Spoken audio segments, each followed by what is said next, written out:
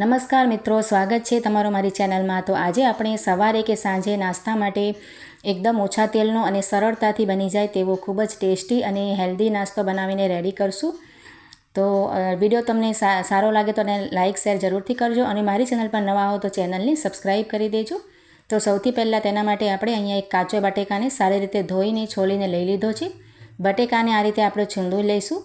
એક ગ્રેટર વડે આપણે આ રીતે ગ્રેટ કરીને રેડી કરી લેવાનું છે બટેકાને। અને છૂંદી લીધા પછી તેને તરત જ આપણે અહીંયા અડધો કપ રવો તેમાં એડ કરી દઈશું ઝીણો, અને અડધો કપ જ આપણે બેસન એટલે કે ચણાનો લોટ તેમાં એડ કરી દીધો છે। અને ત્યાર પછી અડધો કપ અહીંયા આપણે દહીં લઈ લેવાનું છે। આપણે દહીં તેમાં મિક્સ કરવાથી નાસ્તો ખૂબ જ ટેસ્ટી બને છે। જો તમારી પાસે દહીં ના હોય તો તમે અડધો કપ છાશ પણ તેમાં એડ કરી શકો છો। અને દહીંવાળા કપમાં જ મેં અડધો કપ પાણી તેમાં એડ કરી દીધું છે। અને હવે આપણે સારી રીતે બધી જ વસ્તુને આ રીતે મિક્સ કરી લેવાની છે। તો અહીંયા આપણે સારી રીતે તેને મિક્સ કરીને રેડી કરી લીધી છે। અને હવે આપણે બીજી વસ્તુઓ તેમાં એડ કરશું। તો અહીંયા એક નાના ગાજરને મેં આ રીતે ખમણીને રેડી કરી લીધો છે, તે આપણે તેમાં એડ કરી દઈશું। અને ત્યાર પછી ઝીણી સમારેલી ડુંગળી આપણે અડધી લઈ લઈશું, તેને પણ આપણે ચોપ કરીને એડ કરી દઈશું। આદું અને એક લીલા મરચાંને પણ ઝીણા ઝીણા સમારીને આપણે એડ કરી દેવાના છે। અને અહીંયા ઝીણા સમારેલા ધાણા પણ એડ કરી દઈશું। જો તમે ડુંગળી ના ખાતા હો તો કેપ્સિકમ પણ તેમાં એડ કરી શકો છો। સ્વાદ પ્રમાણે મીઠું આપણે એડ કરી દઈશું। અડધી ચમચી જીરું આપણે તેમાં નાખીશું। અને અહીંયા અડધી ચમચી જેટલો લાલ મરચાંનો પાવડર આપણે એડ કરી દીધો છે। અડધી ચમચી ગરમ મસાલો એડ કરવાનો છે। અને ત્યાર પછી અહીંયા એક ચપટી જેટલી આપણે હિંગ નાખી દઈશું। તો બેસન આપણે એડ કર્યું છે એટલે આપણે તેમાં નાસ્તામાં હિંગ નાખી છે। અને હવે આપણે બધી જ વસ્તુને એડ કરી દેવાની છે। તમે નાના બાળકો માટે બનાવતા હો તો મરચાંની તીખાશ ઓછી કે તમારા સ્વાદ પ્રમાણે વધારી પણ શકો છો। અને બસ મસાલાને હવે આપણે બેટરમાં સારી રીતે મિક્સ કરી લેવાનું છે આ રીતે। તો અહીંયા આપણે મસાલાને સારી રીતે તેમાં મિક્સ કરીને રેડી કરી લીધો છે। અને આ રીતે મિક્સ કરી લીધા પછી અહીંયા બેટર આપણો થોડોક મને ઠીક લાગે છે એટલે અહીંયા વધારે નહીં પણ અહીંયા 2 થી 3 ચમચી આપણે તેમાં પાણી એડ કરી દેવાનું છે। અને પાણી નાખ્યા બાદ પણ તેને સારી રીતે આપણે મિક્સ કરીને રેડી કરી લઈશું બેટરને। તો આ નાસ્તો ખૂબ જ ટેસ્ટી અને એકદમ ક્રિસ્પી બને છે અને એકદમ સરળતાથી અને ઓછી મહેનતે અને ઓછા સમયમાં બનાવીને રેડી થઈ જાય છે અને હેલ્ધી પણ છે। તો તમે જોઈ શકો છો બેટર આપણો એકદમ રેડી છે। હવે આપણો નાસ્તો આપણે રેડી કરી લઈશું। આ રીતે કન્સિસ્ટન્સી બેટરની આપણે રાખવાની છે। તો હવે આપણે ગેસ ઉપર એક પેન કે પછી આ રીતે કઢેલી રાખી લેવાની છે। અને તેમાં 1 થી 2 નાની ચમચી તેલ આપણે ઉમેરી દઈશું અને તેલને આ રીતે બધી જગ્યાએ સ્પ્રેડ કરી દઈશું। અને ત્યાર પછી આપણે સફેદ તલ લઈ લેવાના છે 1 ચમચી। તે આ રીતે આપણે એમાં તલને પણ આ રીતે બધી જગ્યાએ સ્પ્રેડ કરી દઈશું। એટલે નાસ્તામાં જે તલનો ટેસ્ટ છે એ ખૂબ જ સરસ આવે અને નાસ્તો એકદમ ક્રન્ચી બને છે। ત્યાર પછી મીઠા લીમડાના પાન આપણે એડ કરી દઈશું। તો તમે અગર પસંદ હોય તો નાખી શકો છો, નહીં તો તેને સ્કીપ પણ કરી શકો છો અને તેની જગ્યાએ રાઈ પણ ઉમેરી શકો છો। હવે આપણે બેટરને સારી રીતે મિક્સ કરી લઈશું અને તેલ ગરમ થઈ જાય એટલે આ રીતે આપણે બેટરને તમે જોઈ શકો છો પાથરી દઈશું। આ રીતે સ્પ્રેડ કરી દઈશું બધી બાજુએ।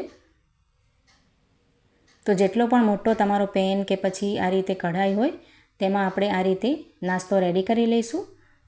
તો મેં એક જ વારમાં બધો બેટર જે છે એ આ રીતે સ્પ્રેડ કરીને રેડી કરી લીધો છે। હવે આપણે ચારે બાજુથી તેને સારી રીતે સેટ કરી લઈશું આ રીતે।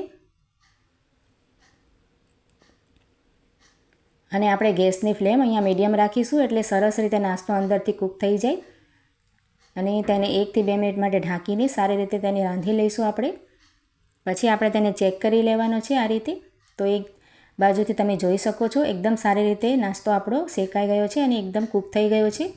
તો હવે આ રીતે આપણે ચેક કરીને પછી તેને ફ્લિપ કરી લઈશું અને બીજી બાજુએ પણ આ જ રીતે ક્રિસ્પી થઈ જાય અને એકદમ કૂક થઈ જાય પછી ત્યાં સુધી તેને આપણે રાંધી લેવાનું છે, આ રીતે કૂક કરી લેવાનું છે કે એકદમ સરસ કલર આવી ગયો છે તમે જોઈ શકો છો। અને નાસ્તો અંદરથી પણ ખૂબ જ સરસ રીતે શેકાઈ જાય છે। તો આ રીતે આપણે મીડિયમ ફ્લેમ પર તેને 1 થી 2 મિનિટ માટે શેકી લેવાનું છે। અને ઉપરથી આ રીતે તમે તેલ નાખવા માંગો તો તેલ પણ નાખી શકો છો। તો તમે આ નાસ્તાને એકવાર જરૂરથી ટ્રાય કરજો, ચોક્કસ ખૂબ જ સરસ બને છે અને એકદમ હેલ્ધી અને ટેસ્ટી બને છે। અને જો તમને આ રેસીપી સારી લાગી હોય તો તેને લાઇક શેર અને કમેન્ટ જરૂરથી કરજો। અને મારી ચેનલ પર તમે નવા હો તો ચેનલને સબસ્ક્રાઈબ કરી આપજો। તો હવે આપણે બીજી બાજુએથી પણ નાસ્તો સારી રીતે કૂક કરી લેવાનો છે। અને બંને બાજુથી જ્યારે નાસ્તો સારી રીતે કૂક થઈ જાય પછી આપણે તેને પ્લેટમાં લઈ લેવાનો છે।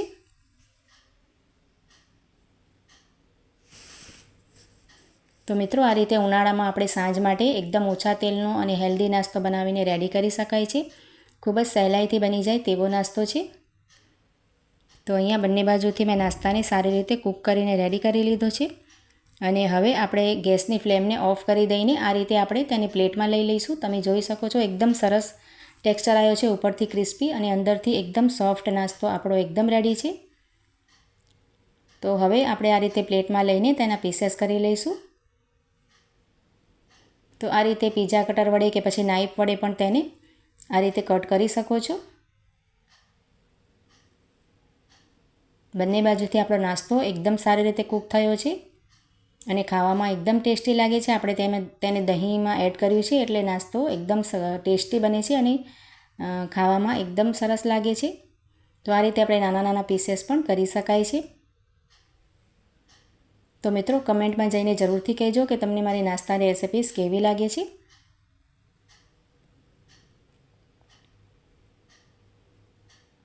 તો અહીંયા નાસ્તાના મેં નાના નાના પીસેસ કરીને તેને કટ કરીને રેડી કરી લીધો છે. તો ચાલો મળીએ નવા વિડીયોમાં.